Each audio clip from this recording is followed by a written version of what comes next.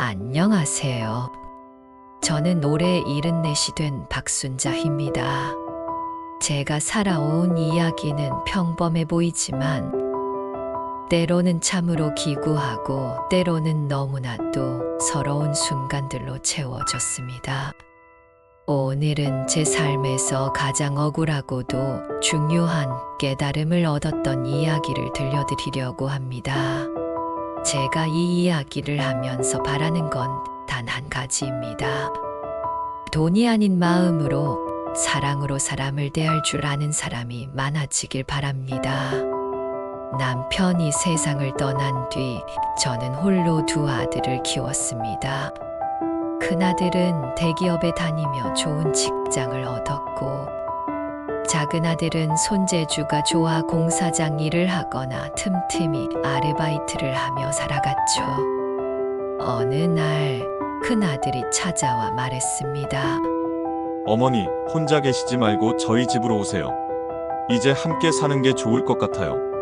그 말에 저는 기뻤습니다. 하지만 걱정도 되었죠. 며느리가 과연 나를 반길까? 아들에게 물어보니 그는 자신만만하게 말했습니다. 아내도 찬성했어요. 어머니 걱정은 기우예요. 그 말을 믿고 저는 큰아들 집으로 들어갔습니다. 처음 몇 달은 정말 행복했습니다. 아침이면 손주들이 할머니 하며 안기고 가족끼리 함께 식사를 하며 웃는 시간은 오랜만에 느껴보는 평화 그 자체였죠. 하지만 시간이 지나면서 며느리의 태도가 점점 달라졌습니다. 아들이 집에 없을 때면 며느리가 어머니, 그냥 집에만 계시지 말고 설거지라도 하시면 좋을 것 같아요. 건강에 더 좋잖아요. 라고 말했습니다. 처음엔 걱정해주는 말인 줄 알았습니다. 하지만 시간이 지나면서 말투가 더 날카로워졌습니다.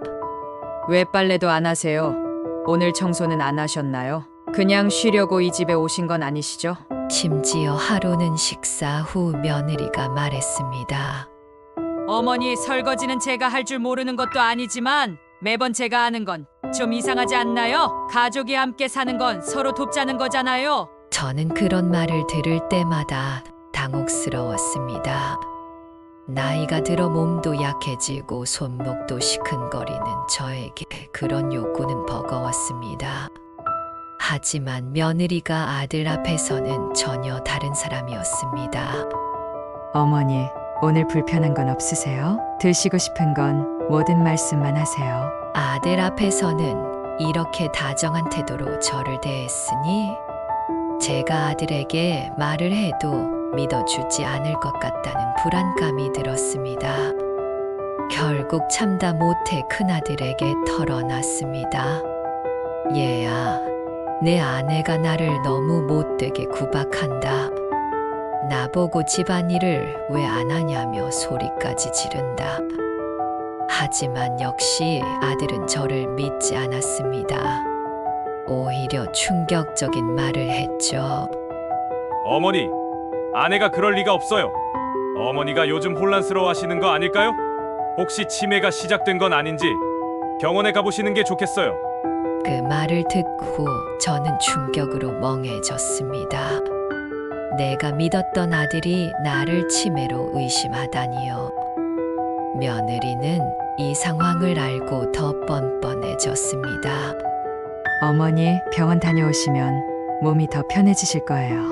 요즘 조금 예민해지신 것 같아요. 그 뒤로도 며느리의 태도는 점점 심해졌습니다. 하루는 이렇게 말하더군요. 어머니, 제가 너무 솔직한가요? 그런데 이런 것도 어머니 건강을 위한 거예요. 어머니가 자꾸 편하게만 계시면 몸이 더 약해질 수 있잖아요. 또 다른 날에는 제가 빨래를 널지 않았다는 이유로 큰 소리로 구박하기까지 했습니다. 어머니, 제가 요즘 얼마나 바쁜지 아세요? 저도 직장 다니고 애들 학교 챙기느라 힘들어요. 어머니도 같이 사시는 이상 이런 일은 당연히 좀 도와주셔야죠. 저는 너무나 속상하고 억울해서 매일 밤 잠을 이루지 못했습니다. 내가 이 집에 온 게 잘못된 걸까?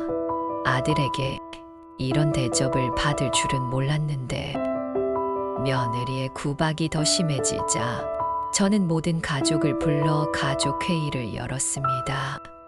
오늘 할 얘기가 있다. 내가 가진 재산은 사실 너희들에게 똑같이 물려주려고 했다. 작은 아들이 대출을 받긴 했지만 어쨌든 똑같이 나눠주려고 생각했어. 그런데 지금은 아니다. 너희에게 아무것도 물려주지 않겠다. 큰아들과 며느리는 충격을 받은 얼굴이었습니다. 며느리가 항변했습니다. 어머니, 제가 어머니께 뭐라고 했다고 그러세요? 제가 오히려 어머니를 더 잘 모시려고 노력했잖아요. 하지만 저는 며느리의 거짓말에 기가 찼습니다.